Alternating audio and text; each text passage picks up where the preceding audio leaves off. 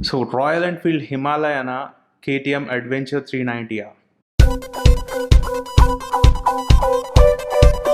Hey guys, welcome back. So Royal Enfield Himalayan versus KTM Adventure 390. ఇది ఈరోజు మన point of discussion. So before that నేను ఒకటి clarify చేయాలి. ఓకే, కేటీఎం అడ్వెంచర్ 390 నేను ఓన్ చేస్తా కాబట్టి దానిపైన నేను చెప్పగలుగుతా. What about Royal Enfield Himalayan, అది నువ్వు ఓన్ చేయనప్పుడు దాని రివ్యూ నువ్వు ఎట్లిస్తావు అని అనుకోవచ్చు కొంతమంది. సో దానిపైనే నేను క్లారిఫికేషన్ ఇస్తాను. సో కేటీఎం అడ్వెంచర్ 390 కొనే కన్నా ముందు నేను రాయల్ ఎన్ఫీల్డ్ హిమాలయనే బుక్ చేసిన. బ్యాక్ ఇన్ 2016 17 నాకు ఎగ్జాక్ట్గా ఐడియా లేదు. BS4 వర్షన్ వచ్చింది అప్పుడు. సో 5,000 బుకింగ్ అమౌంట్ ఇచ్చి బుక్ కూడా చేసిన బైక్. ఆ బుక్ చేసిన 2 days తర్వాత నేను ఒక ఆర్టికల్ని ఫాలో అప్ అయినా. దాంట్లో ఏం చెప్పారంటే కేటీఎం వాళ్ళు అడ్వెంచర్ 390 పైన వర్క్ చేస్తున్నారు అని చెప్తే నేను ఇంకా ఆ హిమాలయన్ కొనే ప్లాన్ని నేను డ్రాప్ చేసేసిన. అండ్ ఇంకొకటి వచ్చి మా ఫ్రెండ్ అభినవ్ది నేను హిమాలయన్ 1.5 month పైనే వాడినా. నేను కొంచెం టూరింగ్ చేసిన, సిటీ ట్రావెల్ చేసిన, కొంచెం ఆఫ్ రోడింగ్ కూడా చేసిన. సో ఐ గెస్ హిమాలయన్ గురించి చెప్పడానికి కొంచెం ఎలిజిబుల్ అనుకుంటున్నాను నేనైతే. So let's get in to the video now. So మనం ఫస్ట్ ఇంజన్స్ గురించి మాట్లాడుకుందాం. రాయల్ ఎన్ఫీల్డ్ హిమాలయన్ వచ్చి 411cc ఇంజన్, వెరాస్ కేటీఎం అడ్వెంచర్ 390 వచ్చి 373cc ఇంజన్. హిమాలయన్ వచ్చి somewhere around 24 bhp of power ఉంది, వెరాజ్ అడ్వెంచర్ 390 వచ్చి 44 bhp ఆఫ్ పవర్ ఉంది. సో దీన్ని బట్టి మీకు అర్థమైంది అంటే KTM adventure 390 is double the power. KTM adventure 390 వచ్చి 20 bhp ఎక్కువ పవర్ ఉంటుంది రాయల్ ఎన్ఫీల్డ్ హిమాలయన్ కన్నా. So it's out and out clear performance వచ్చి కేటీఎం అడ్వెంచర్ 390నే. సో మనం కేటీఎం అడ్వెంచర్ 390 గురించి మాట్లాడితే ఫస్ట్ మాట్లాడుకోవాల్సింది సీట్ హైట్ కాబట్టి. ఇదొక్కటి కొంచెం డిసప్పాయింటింగ్ ఫ్యాక్టర్ కేటీఎం అడ్వెంచర్ బైక్లో. సీట్ హైట్ వచ్చి 855 mm, వెరాజ్ హిమాలయన్ సీట్ హైట్ వచ్చి 800 mm. People who are below 5 feet 6 inches కొంచెం కష్టమవుతుంది కేటీఎం అడ్వెంచర్ 390 నడపడానికి. Whereas Himalayan anyone can ride the bike, ఎందుకంటే 800 mm సీట్ హైట్ కాబట్టి ఇది మోస్ట్ ఆఫ్ ద పీపుల్కి that would be safest seat height అనమాట. KTM adventure 390కి వచ్చి 19 inch and 17 inch alloy wheels with tubeless tyres అనమాట. And whereas Himalayan 21 inch and 18 inch tube tyres, spoke wheels. So the difference ఏంటంటే spoke wheels హిమాలయన్కి ఏవైతే ఉన్నాయో అవి off రోడింగ్లో మంచిగా పనిచేస్తాయి, వెరాజ్ కేటీఎంకున్న alloy wheels apart from off roading ఎక్కడైనా పనిచేస్తుంది. దట్ డజంట్ మీన్ దట్ ఈ అలాయ్ వీల్స్ చాలా వీక్ అని. It can do off roading, it can absolutely do off roading, but మరీ too much of bumps and potholes ఉంటాయి కదా, అప్పుడు కొంచెం రిమ్ బెండ్ అయ్యే ఛాన్స్ ఉంది. యూ ఆల్ నో, ఒక్కసారి ఆ ట్యూబ్లెస్ టైర్ రిమ్ బెండ్ అయిందంటే ఎయిర్ మొత్తం అనేసి వెళ్ళిపోతుంది, ఇంకా అప్పుడు చేసేది కూడా ఏమి ఉండదు. వెరాజ్ హిమాలయన్కి వచ్చేసరికి స్పోక్ వీల్స్ ఉన్నాయి అండ్ ట్యూబ్ టైర్, దానికి కూడా ప్రాబ్లం ఉంది. ఎక్కడైనా పంచర్ అయిందంటే కథం అయిపోయాయి, ఇంకా నువ్వు ఎయిర్ కూడా ఫిల్ చేయలేవు, పంచర్ చేసుకోవడం కష్టం అవుతుంది హిమాలయన్కి వచ్చేసరికి. సో రెండు బండ్లకి అడ్వాంటేజెస్ ఉన్నాయి, డిసడ్వాంటేజెస్ ఉన్నాయి. బట్ మోస్ట్లీ అయితే నేను అలాయ్ వీల్సే ప్రిఫర్ చేస్తాను, బికాజ్ మనం అవుట్ ఆఫ్ 365 daysలో ఎన్ని రోజులు అని ఆఫ్ రోడింగ్ చేస్తాం చెప్పండి? మోస్ట్లీ ఆన్ ద రోడే ఉంటాం, హైవేస్ కావచ్చు, ఘాట్స్ కావచ్చు, సిటీ రైడ్స్ కావచ్చు. ఆఫ్ రోడింగ్ అనేది ఎప్పుడో వన్స్ ఇన్ అ వైల్ చేస్తాం కాబట్టి నేను ప్రిఫర్ చేసేది అయితే అలాయ్ వీల్సే చేస్తాను. When it comes to the looks, అది ఇండివిజువల్ టేస్ట్. అది కొందరికి ఈ బైక్ నచ్చుతుంది, కొందరికి హిమాలయన్ నచ్చుతుంది. వెరాజ్ కేటీఎం వచ్చి అగ్రెసివ్ ఉంటుంది, మోడర్న్ ఉంటుంది. వెరాజ్ హిమాలయన్ వచ్చి rough, రగడ్, tough, ready to do అన్నట్టుగా ఉంటుంది. సో నాకైతే పర్సనల్లీ రెండు ఇష్టమే in terms of styling. And next coming to ground clearance, KTM adventure 390 వచ్చి గ్రౌండ్ క్లియరెన్స్ 200 mm, వెరాజ్ హిమాలయన్కి వచ్చేసరికి ఇంకొంచెం ఎక్కువనే ఉంది, 220 mm. సో ఇది మోస్ట్లీ మనకు ఎప్పుడు యూజ్ అవుతుంది అంటే మనము ఎస్పెషల్లీ ఆఫ్ రోడింగ్ చేసినప్పుడు ఆ గ్రౌండ్ క్లియరెన్స్ అనేది బాగా హెల్ప్ఫుల్ అవుతుంది. సో హిమాలయన్కి 20 mm ఎక్కువ ఉంది కాబట్టి కొంచెం అడ్వాంటేజ్ అనే చెప్పొచ్చు, ఎస్పెషల్లీ వాళ్ళు off roading. And next up coming to fuel tank capacity, adventure 390 వచ్చి 14.5 లీటర్స్, హిమాలయన్ వచ్చి 15 లీటర్స్. బట్ మీరు ఒకటి గుర్తుపెట్టుకోవాల్సింది ఏంటంటే both bikes give the same mileage. కొంచెం అటు ఇటు తేడా అంతే తప్పిస్తే ఆల్మోస్ట్ రఫ్లీ అయితే సేమ్ మైలేజ్ వస్తుంది. లైక్ కేటీఎం అడ్వెంచర్ 390 సిటీలో మనం మంచిగా నడిపితే అరౌండ్ 27 to 28 వస్తుంది. సిమిలర్లీ హిమాలయన్ కూడా అంతే. And on the highways adventure 390 వచ్చి 32 to 34 వస్తుంది. సిమిలర్లీ హిమాలయన్ కూడా అంతే. బట్ ఇన్ అ వే మనం ఒకటి గుర్తుపెట్టుకోవాల్సింది ఇక్కడ ఏంటంటే adventure 390 is most powerful than Himalayan, double the power. But ఆ డబుల్ ద పవర్ ఉండి కూడా మనకి మైలేజ్ అంత వస్తుందంటే KTM wins over here. Coming to the brakes, KTM adventure 390కి అయితే బ్రేక్స్ క్రిస్ప్ ఉంటాయి. ఎక్కడైతే ఆగాలనుకుంటామో అక్కడ ఆగిపోతుంది, no doubt about that. Versus Royal Enfield brakes వచ్చి కొంచెం వీక్ ఉన్నాయి. ఈవెన్ BS6లో కూడా కొంచెం ఇంప్రూవైజ్ చేసిరంట, but still in comparison KTM is the best. So next up KTM వచ్చి TFT స్క్రీన్, వెరాజ్ హిమాలయన్ వచ్చి ట్రెడిషనల్ అనలాగ్ డిస్ప్లే ఉంటుంది. కేటీఎం అడ్వెంచర్ 390 వచ్చి just like smartphone, plethora of information. నీకు ఆపరేట్ చేయడానికి ఒక 4 జాయ్స్టిక్ టైప్ కీస్ వస్తాయి. And versus హిమాలయన్కి వచ్చేసరికి బేసిక్ ఇన్ఫర్మేషన్ అయితే ఇస్తుంది, but KTM adventure 390 wins over here. Off roading చేసేటప్పుడు ఏ బైక్ అయినా weight plays a very crucial role అనమాట. హిమాలయన్ వెయిట్ వచ్చి 200 kilos, near to 200 kilos, whereas KTM adventure 390 వచ్చి near to 177 kilos. So that's a lot of difference, almost ఒక 20 to 25 kilos of difference ఉంది. So అది especially off రోడింగ్లో మాత్రం చాలా difference అంటే చాలా డిఫరెన్స్ చూపిస్తుంది. So in terms of weight KTM adventure wins again. Next వచ్చి వర్సిటిలిటీ అంటే మనం జనరల్గా టూరింగ్ బైక్స్ కానీ అడ్వెంచర్ బైక్స్ కానీ జనరల్గా మనం లాంగ్ టూరింగ్స్కి పోతాం, like 15 days, 20 days, 25 days, 1 month, 1.5 month ట్రిప్స్కి పోతాం. కాబట్టి అట్లాంటప్పుడు మనం చాలా లగేజ్ క్యారీ చేస్తాం యూజువల్గా. సో ఇన్ టర్మ్స్ ఆఫ్ వర్సిటిలిటీ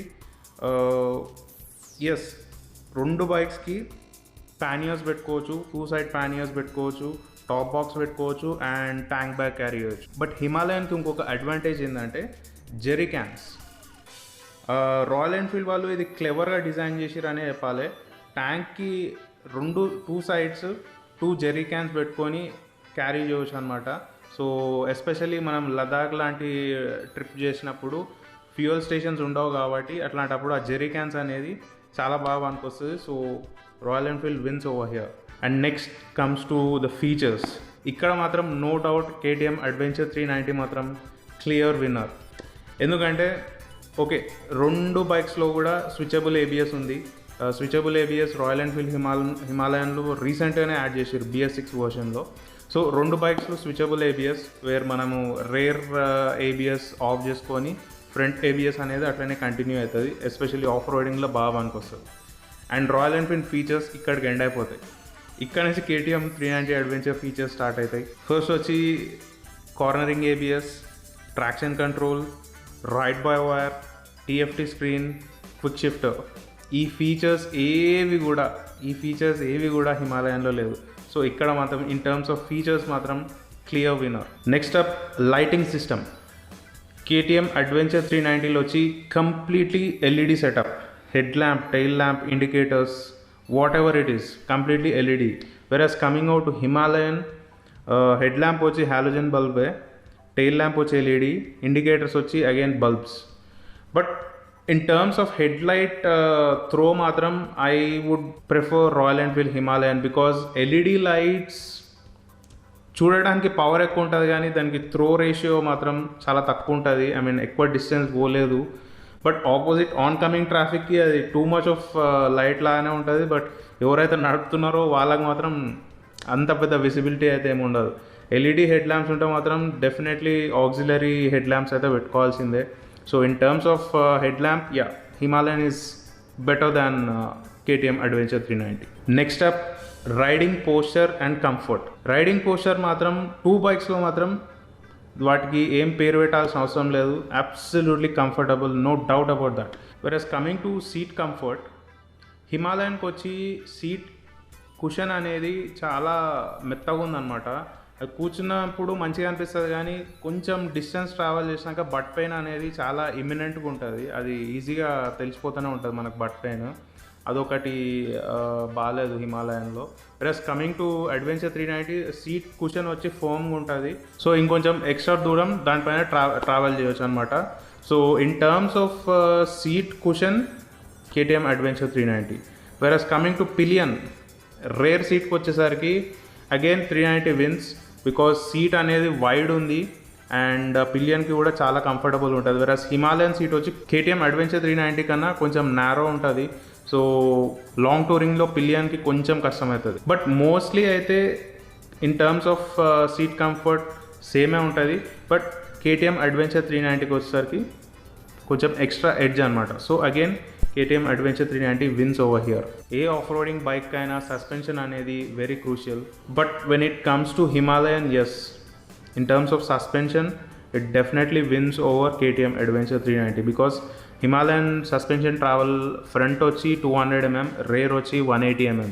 వెరాస్ KTMకి వచ్చేసరికి ఫ్రంట్ వచ్చి 177 mm, రేర్కి వచ్చేసరికి 180 mm. So in terms of suspension travel Himalayan wins. And especially ఇది ఆఫ్ రోడింగ్కి వన్కి వస్తుంది, there is no doubt about that. Himalayan మాత్రం ఎక్స్ట్రా ట్రావెల్ సస్పెన్షన్ ట్రావెల్ ఏదైతే ఉందో ఆఫ్ రోడింగ్లో బాగా వన్కి వస్తుంది. బట్ ఆన్ రోడ్ మేనర్స్కి వచ్చేసరికి ఆ సస్పెన్షన్ ట్రావెల్ ఎక్కువ ఉంటుంది కాబట్టి రైడింగ్ డైనమిక్స్ అనేది పడిపోతుంది కొంచెం. వెరస్ KTM అడ్వెంచర్ 390కి వచ్చేసరికి సస్పెన్షన్ వచ్చి ఈవెన్ దో సస్పెన్షన్ ట్రావెల్ తక్కువ ఉన్నా దాని సస్పెన్షన్ అనేది ఫర్మ్ ఉంది. సో అప్పుడు ఏమవుతుందంటే ఇది హైవేలో కావచ్చు, సిటీలో కావచ్చు, ఘాట్స్లో కావచ్చు, పర్ఫెక్ట్ ఉంటుంది హ్యాండ్లింగ్. బికాజ్ నేను ఊటీ రైడ్ చేసి వచ్చిన అండ్ అక్కడ ఆ ఘాట్స్లో మాత్రం ఎక్కడ కూడా నాకు ఏదో అడ్వెంచర్ బైక్ నడుపుతున్న ఫీలింగే రాలేదు, ఏదో స్పోర్ట్ బైక్ హ్యాండిల్ చేస్తున్నట్టే ఉండే. So in terms of suspension off roading అయితే హిమాలయన్, వెరస్ ఆన్ రోడ్ మాత్రం KTM adventure 390. Versus coming to low and torque అంటే, సో ఈ లో అండ్ టార్క్ అనేది ఆఫ్ రోడింగ్లో బాగా హెల్ప్ అవుతుంది నెవర్ ద లెస్. బికాజ్ మనం ఆఫ్ రోడింగ్లో ఎప్పుడైనా ఫస్ట్ ఆర్ సెకండ్ గేర్ మీదనే ఉంటాం మ్యాక్సిమం, అంటే కంప్లీట్ ఆఫ్ రోడింగ్ చేసేటప్పుడు.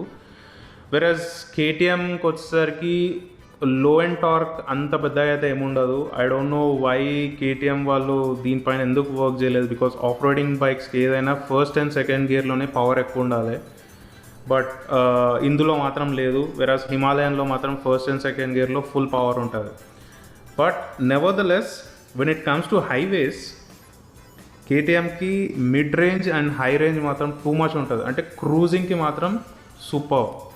వెరాజ్ హిమాలయన్కి వచ్చేసరికి లో అండ్ టార్క్ ఉంటుంది, but mid and high range ఏముండదు, పెద్ద ఎక్స్పెక్ట్ చేయవద్దు.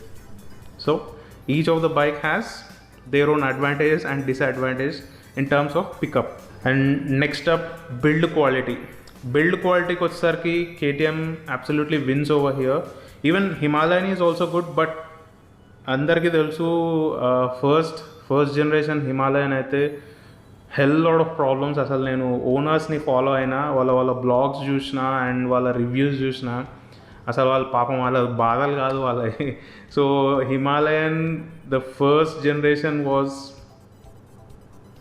డిబాకిల్ అనే చెప్పాలి. And electronic issues, rusting issues and suspension issues చాలా అంటే చాలా వచ్చినాయి ఫస్ట్ జనరేషన్. ప్లస్ BS4కి వచ్చేసరికి ఫిక్స్ చేసిరు అండ్ BS6కి వచ్చేసరికి కంప్లీట్లీ ఫిక్స్ చేసారు.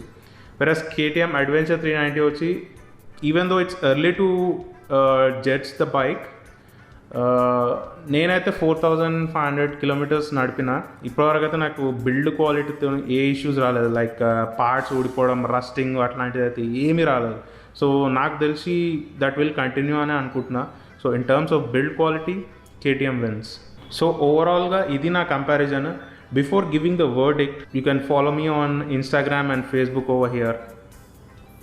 సో అల్టిమేట్గా కేటీఎం అడ్వెంచర్ 390 రాయల్ ఎన్ఫీల్డ్ హిమాలయనా అని అడుగుతా మాత్రం these are 2 different bikes. Okay, ఇది ఎట్లుంటుంది అంటే comparing with oranges and apples అన్నట్టే ఉంటుంది. ఈ రెండు ఒకటి కాదు. ఎప్పుడు కంపేరబుల్ కేటీఎం అడ్వెంచర్ 390తోని హిమాలయన్ అంటే మాత్రం Royal Enfield is working on Himalayan 650. Okay, exactly naming అదైతే కాదు, మనకు అర్థం కావడానికి అట్లా చెప్పుకుందాం. So Royal Enfield is working on Himalayan 650. So అది మార్కెట్లోకి వస్తే మాత్రం అప్పుడు కంపేరింగ్ యాపిల్స్ విత్ యాపిల్స్ అవుతుంది.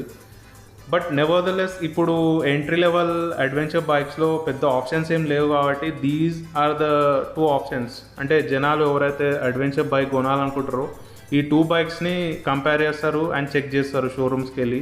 సో అందుకే నేను ఈ కంపారిజన్ చేసిన. మీకు కంప్లీట్గా ఆఫ్ రోడింగే చేస్తారు అనుకుంటే మాత్రం గో ఫర్ హిమాలయన్. లేదు నేను ఎప్పుడో once in a while off roading చేస్తా, రెగ్యులర్గా నేను టూరింగ్ చేస్తా, ట్రావెలింగ్ చేస్తా అంటే మాత్రం go for KTM adventure 390. Because adventure 390 సిటీలో ఇట్స్ గ్రేట్ అండ్ హైవేస్ పైన సూపర్బ్, ఘాట్స్లో ఆ హ్యాండ్లింగ్ అయితే excellent. Versus coming to Himalayan off roading, out and out off roading, కళ్ళు మూసుకొని ఎక్కడ రోడ్ లేకపోయినా వెళ్ళిపోవచ్చు. బట్ నెవర్దలెస్ కేటీఎం అడ్వెంచర్ 390 కూడా ఆఫ్ రోడ్ కేపబులే, అది చేయలేదు అని చెప్తలేను. But in comparison with Himalayan కొంచెం తక్కువ. బికాస్ హిమాలయన్కు ఉన్న అడ్వాంటేజ్ వచ్చి suspension travel, ground clearance and seat height. So ఇవి అడ్వాంటేజెస్ ఉన్నాయి కాబట్టి when it comes to off roading Himalayan is the best. లేదు నేను ఆఫ్ రోడింగ్ చేయనంటే మాత్రం go for KTM. And that's it for the comparison, and thanks for watching and do subscribe. And మీకు తెలిసిన వాళ్ళు ఎవరైనా బైకింగ్ ఇంట్రెస్ట్ ఉన్న ఫ్రెండ్స్ ఉంటే వాళ్ళని కూడా సబ్స్క్రైబ్ చేసుకోమని చెప్పండి. Thank you, bye.